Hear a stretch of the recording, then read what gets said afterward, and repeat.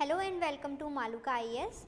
In our evening snacks PYQ series, we would be taking the 11-year paper discussion. So I am taking the economics part, जिसमें कि हम MCQs practice करेंगे previous years में जो भी आए हैं. So let's begin. ये बेसिकली यूपीएससी 2022 के लिए आपको अच्छी तरह तैयार करने के लिए है कि आपको पता चले कि आपके जो पेपर है उसकी अप्रोच किस तरीके से रहती है और आपको क्वेश्चंस को किस तरीके से हैंडल करना चाहिए. So let's start. First question of the day is supply of money remaining the same but it is saying money supply constant रहता है when there is an increase in demand for money so there will be. इनमें से क्या होगा? Condition क्या है? Condition is money supply remains constant. Same रह रही है मीन्स वो कांस्टेंट है. Whereas there is increase in demand. Demand increase हो रहा है for what? For money. So यहाँ पर सप्लाई भी किसकी? मनी की. डिमांड भी किसकी? मनी की. So there will be what? First a fall in the level of prices.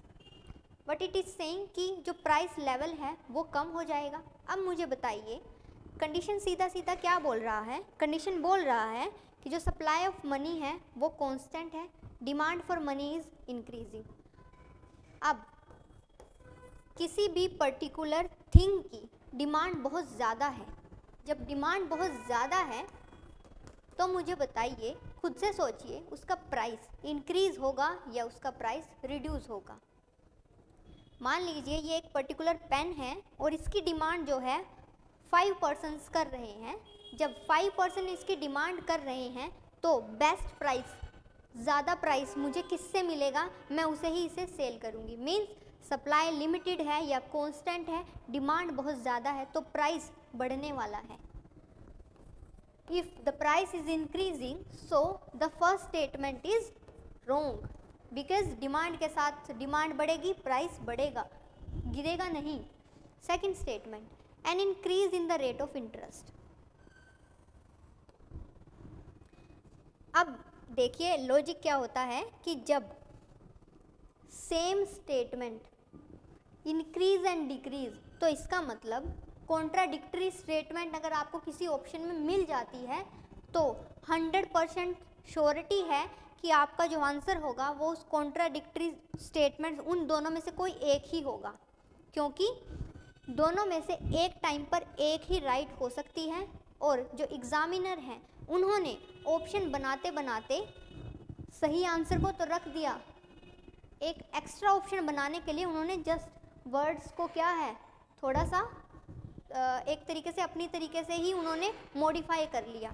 So logic यहाँ पर ये है कि जो भी कॉन्ट्राडिक्टरी स्टेटमेंट साथ साथ दिख रही है उन स्टेटमेंट्स में से ही आंसर निकल के आएगा. तो गारंटिड है आंसर या तो बी होगा या तो सी होगा. डी को हम एलिमिनेट कर सकते हैं बट हमें एलिमिनेट हम नॉलेज के साथ करेंगे, लॉजिक के साथ. सो सबसे पहले डी को देख लेते हैं. एलिमिनेट ही करना है, लॉजिक लगाना है. N increase in the level of income and employment. Money supply money का, डिमांड ऑफ द मनी का इनकम और एम्प्लॉयमेंट के लेवल पर क्या फ़र्क पड़ता है?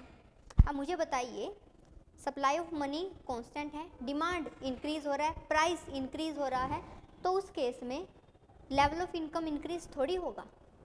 पहले आपकी इनकम 50,000 थी और आप ग्रोसरी का सामान 10,000 में ले आते थे.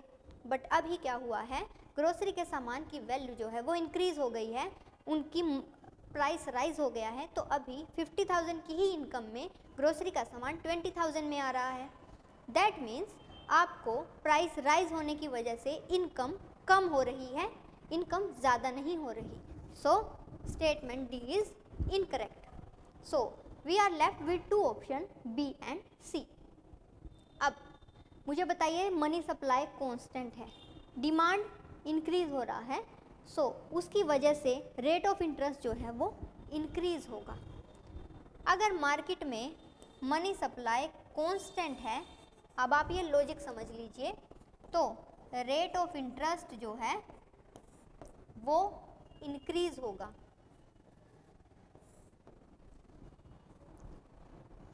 मनी सस्ती नहीं है, जब मनी सस्ती नहीं है तो लोन भी चीपर नहीं होंगे, लोन कॉस्टली होंगे। और लोन कॉस्टली कब होते हैं? जब उनके ऊपर रेट ऑफ इंटरेस्ट ज़्यादा होता है।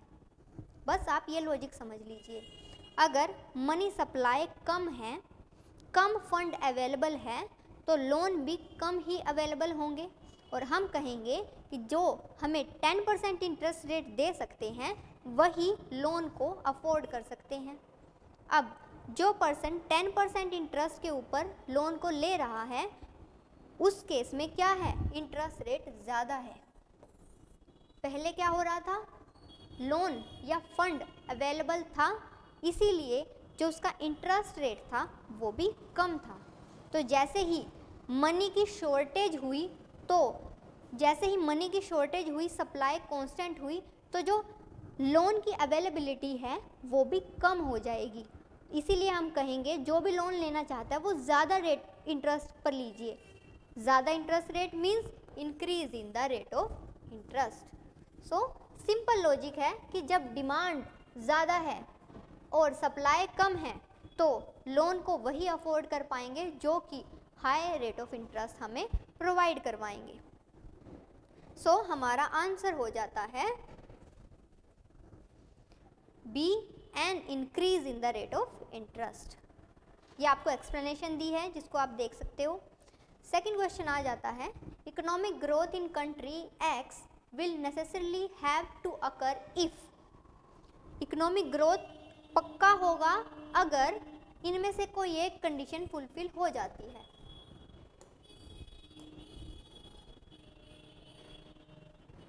First, there is technical progress in the world economy. Okay, there is population growth, there is capital formation, there is value of trade grow in the world. देखिए, पॉपुलेशन ग्रो होगी तो chances है economic growth भी होगा, but क्या ये surety दे रहा है? पॉपुलेशन ग्रो होगी तो 100% इकोनॉमिक ग्रोथ होगा, यह श्योरिटी नहीं है। So option B is eliminated. हम यहाँ किस पर काम कर रहे हैं? श्योरिटी पर, अश्योरेंस पर। तो पॉपुलेशन ग्रो होना अश्योरेंस नहीं है, so B is eliminated. So we are left with A, C and D. A is saying there is technical progress in world economy. World में टेक्निकल प्रोग्रेस हो रहा है, बट क्या ये श्योरिटी है? अगर वर्ल्ड में टेक्निकल प्रोग्रेस हो रहा है तो हमारी इकोनॉमिक ग्रोथ भी बढ़ेगी। अगर टेक्निकल प्रोग्रेस इंडियन इकोनॉमी में होता तब ये स्टेटमेंट सही होती। अब अगर हम वर्ल्ड की टेक्निकल प्रोग्रेस में पार्ट ले रहे हैं तो होगा, अगर पार्ट नहीं ले रहे तो नहीं होगा।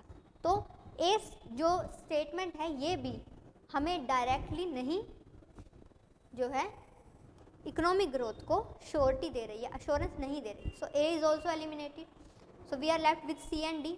D is saying the volume of trade grow, वो भी कहाँ? वर्ल्ड इकोनॉमी में। यहाँ पे भी अगर इंडियन इकोनॉमी होता तो हम सोचते, अब वर्ल्ड में हो रहा है ना, इसकी क्या श्योरिटी है? वर्ल्ड वाले में हमारा भी पार्ट है, श्योरिटी नहीं है ना। But there is capital formation of X, country X, X में क्या हो रहा है? Capital formation. अब मुझे बताइए कैपिटल फॉर्मेशन का मतलब क्या है? कैपिटल प्रोडक्टिव वर्क में यूज़ हो रही है। जब वो प्रोडक्टिव वर्क में यूज़ हो रही है तो प्रोडक्शन हो रहा होगा, प्रोडक्शन हो रहा होगा तो इंडस्ट्रियलाइजेशन हो रहा होगा, इंडस्ट्रियलाइजेशन हो रहा होगा तो उसकी वजह से investment, saving, economic growth increase हो रहा होगा। अब सोचिए कैसे। मान लीजिए कैपिटल फॉर्मेशन हो रहा है, ये क्या है? ये एक सर्कल है। अच्छा, हम इसको अच्छे से करते हैं। सबसे पहले देखिए कैपिटल फॉर्मेशन अगर हो रहा है, इन्होंने क्योंकि फर्स्ट कंडीशन दी है तो हम इसको यहाँ से शुरू करेंगे। कैपिटल फॉर्मेशन हुआ, दैट मीन्स जो जिस भी तरीके की सेविंग्स है वो इन्वेस्टमेंट में लग रही है, वो इन्वेस्टमेंट जो है वो प्रॉफिट अर्न कर रही है। सो क्या होगा?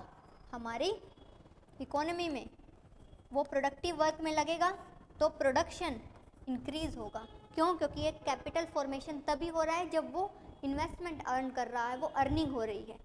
ये प्रोडक्शन इंक्रीज होगा तो इंडस्ट्रीज़ जो हैं वो काम करना शुरू करेंगी और उस प्रोसेस को बोलते हैं इंडस्ट्रियलाइजेशन, औद्योगिकरण होगा। जैसे ही इंडस्ट्रियलाइजेशन होगा सो उसके साथ साथ क्या होगा, इंडस्ट्रीज़ जो हैं उन्हें लैंड लेबर कैपिटल चाहिए। जब वो लैंड लेबर कैपिटल, कैपिटल कहाँ से हो रहा है, यहाँ से हो रहा है। Land labour, labour means employment, employment generation होगा ना, एम्प्लॉयमेंट जनरेशन होगा।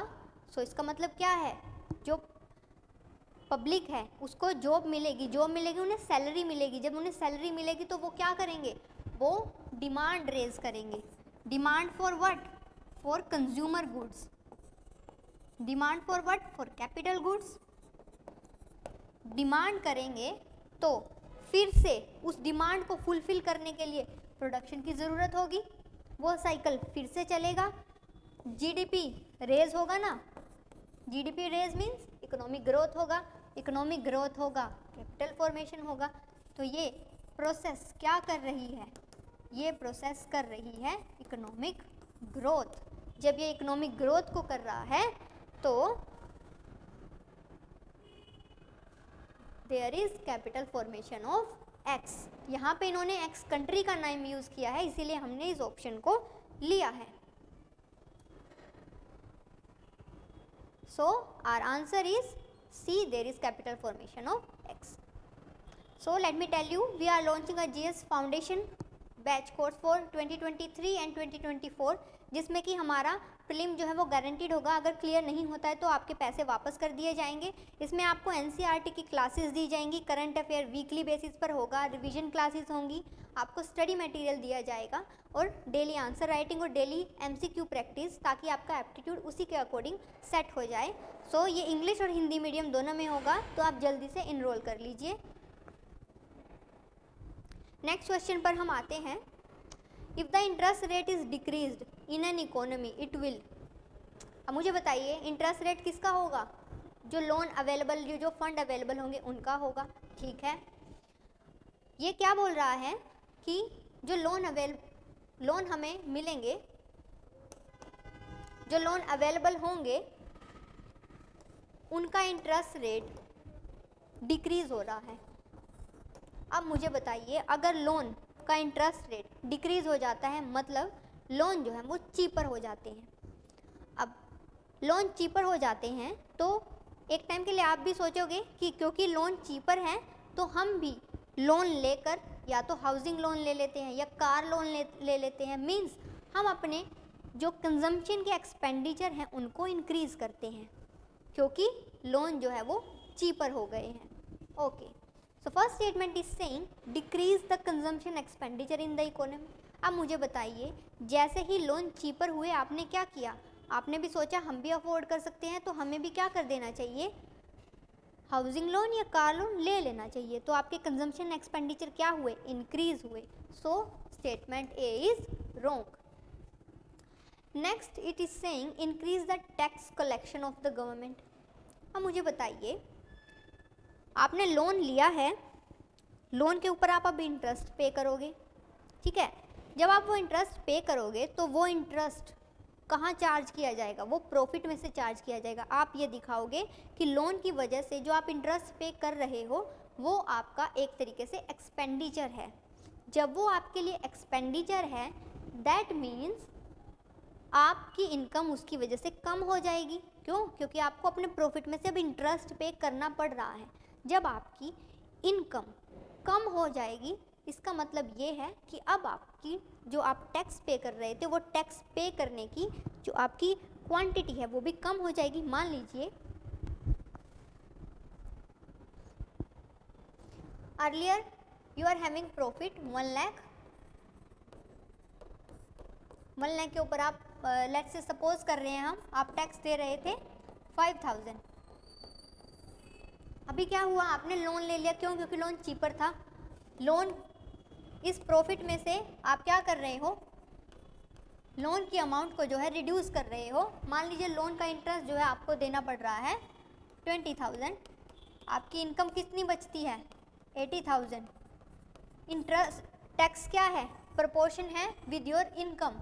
सो इनकम कम तो टैक्स भी कम। क्यों? क्योंकि टैक्स जो है वो प्रोपोर्शनेट है विद इनकम। सो जैसे ही आपकी टैक्स कलेक्शन गवर्नमेंट की ज़्यादा नहीं होगी, वो कम होगी। Next, increase the investment expenditure in the economy. क्योंकि लोन की इंटरेस्ट रेट जो है वो कम हो गई है, इसका मतलब जो अफोर्ड नहीं कर सकते वो भी अफोर्ड करेंगे, लोन लेंगे। उससे क्या होगा, अब आपने किसी भी तरीके से लोन लिया, लोन लेकर आपने एक बिल्डिंग बना दी। बिल्डिंग क्या है आपके लिए, हाउसिंग क्या है आपके लिए, एक तरह की इन्वेस्टमेंट है, लॉन्ग टर्म इन्वेस्टमेंट है। तो आपकी इन्वेस्टमेंट जो है वो इंक्रीज होगी।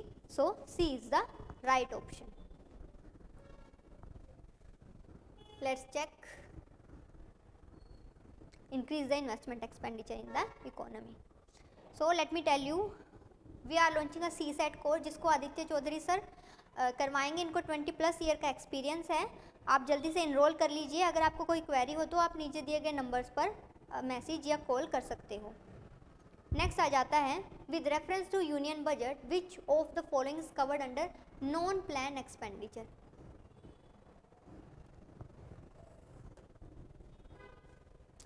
Now tell me, it's a non-plan expenditure.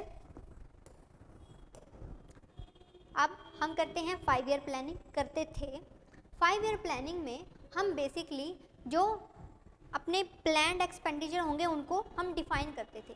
But कुछ ऐसे एक्सपेंडिचर्स होते हैं जो कि नॉन प्लान होते हैं, जिन्हें कि हम इनकी कैटेगरी देख लेते हैं। नॉन प्लान एक्सपेंडिचर वो एक्सपेंडिचर होते हैं जो कि हमें इनकर करने पड़ते हैं। क्यों? इकोनॉमी को ग्रो करने के लिए। ठीक है, अब इसमें फर्स्ट आ जाता है क्या, इंटरेस्ट पेमेंट। आपको इंटरेस्ट की पेमेंट करनी पड़ रही है, आपको वेजेस देनी पड़ रही है, सैलरी देनी पड़ रही है, आप सब्सिडीज़ प्रोवाइड करवा रहे हो। तो आप जो है डिफेंस के लिए एकदम से आपको जो है डिफेंस की रिक्वायरमेंट हो गई है। पब्लिक एंटरप्राइजेज में लॉस बहुत ज़्यादा हो गया है, उनको लोन देना पड़ रहा है या उनके लिए लोन लेना पड़ रहा है, उनकी रिकैपिटलाइजेशन करना पड़ रहा है। तो इस तरीके के एक्सपेंडिचर्स किसके अंडर आएंगे, इस तरह के एक्सपेंडिचर्स जो आएंगे under non plan expenditure.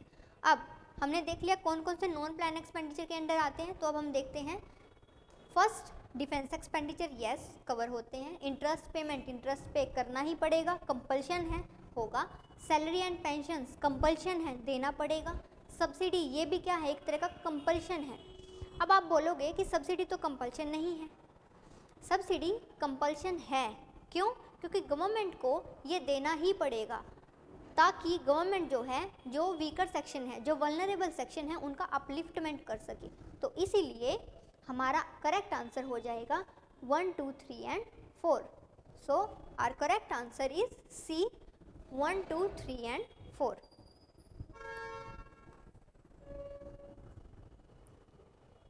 Let's check the answer. It's 1, 2, 3 and 4. Now let me tell you, we are launching a prelim 2022 crash course जिसमें कि 90 days in 300 आवर्स आपको एक क्लियर कट स्ट्रेटेजी दी जाएगी, जिसमें कॉम्प्रिहेंसिवली जीएस को cover किया जाएगा, CSAT classes दी जाएंगी, MCQ current affair to the point होगा, आपको पर्सनल मेंटोरशिप दी जाएगी और प्रीलिम का जो है मॉक टेस्ट सीरीज भी आपको, ताकि आप एग्जाम लाइक टेम्परामेंट में काम कर सको, आप जो है एंग्जाइटी लेवल आपको कम हो एग्ज़ाम डे के दिन। सो जल्दी से आप इनरोल कर लीजिए। हम आते हैं अपने नेक्स्ट क्वेश्चन पर। Next question is saying the sale tax you पे while purchasing a toothpaste is first tax imposed by central government। अब मुझे बताइए सेल टैक्स क्या है। Sale tax is a tax जो कि sale tax is a tax जो कहाँ पर लगाया जाता है, पॉइंट ऑफ सेल पर। पॉइंट ऑफ सेल जो है, अब जो कंज्यूमर स्टेट है जहाँ पर सेल हो रही है वहाँ पर लगाया जाता है। तो जो कंज्यूमर स्टेट होगा वो पॉइंट ऑफ सेल, वो कौन उसको आप ये बोल सकते हो कि उसका एडमिनिस्ट्रेशन कौन करेगा, उसका एडमिनिस्ट्रेशन जो है स्टेट करेगा। सो सेल टैक्स क्या है, टूथपेस्ट पर लगाया जा रहा है, ये तो एक्स्ट्रा है, इस पर जाना ही नहीं है, हमें देखना है सेल टैक्स। अब ये देखिए sale tax point of sale पर लग रहा है, पॉइंट ऑफ सेल कहाँ हो रहा है, विद इन अ स्टेट हो रहा है, कौन से स्टेट में, कंज्यूमर स्टेट में, तो उसको इम्पोज भी कौन करता है, कंज्यूमर स्टेट, उसको कलेक्ट भी कौन करता है, consumer state. Point of sale पर हो रहा है, तो right option would be D, tax impose and collected by state government. Okay, so our right answer is D. So these are 5 questions for the day. So thank you for your time. Thank you.